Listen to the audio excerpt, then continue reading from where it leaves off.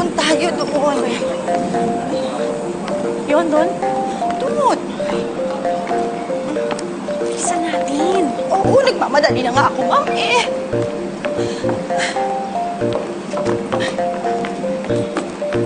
Yan eh, dyan.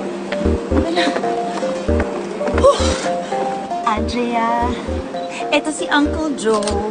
Siya yung nagpaparenta ng mga boats dito. Ah, tsaka kung ano-ano pa. Di ba, Uncle Joe? O kahit na anong kailangan mo, meron ako rito. Parang kasing tanda niya yung mga pinaparentahan niya, no? Excuse me, iniinsulto mo ba ako?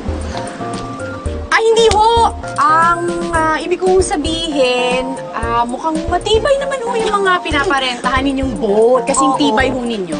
Oo naman. Ano bang kailangan niya? Kasi po, yung fiancé ni Andrea, nawawala somewhere sa isang island dito.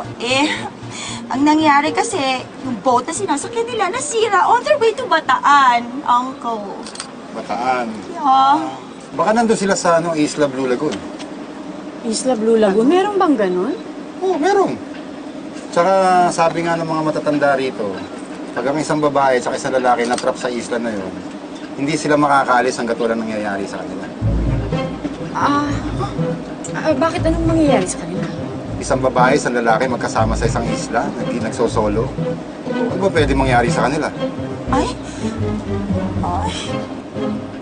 Pues kailangan ko nang makarating kaagad sa Isla Blue Lagoon.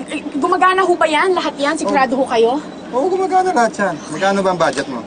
Budget. 3,500 ang budget ko. 3.5? Oh.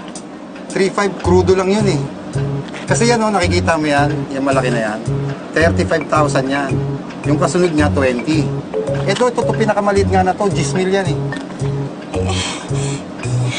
3-5. Uncle Joe, please help us. Sige na naman po. Yun lang yung budget ko eh. Sige na nga, kawawa ka naman. Salamat po.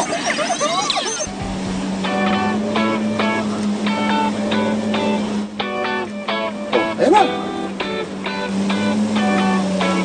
Yan yung gagamitin mo. Okay ba?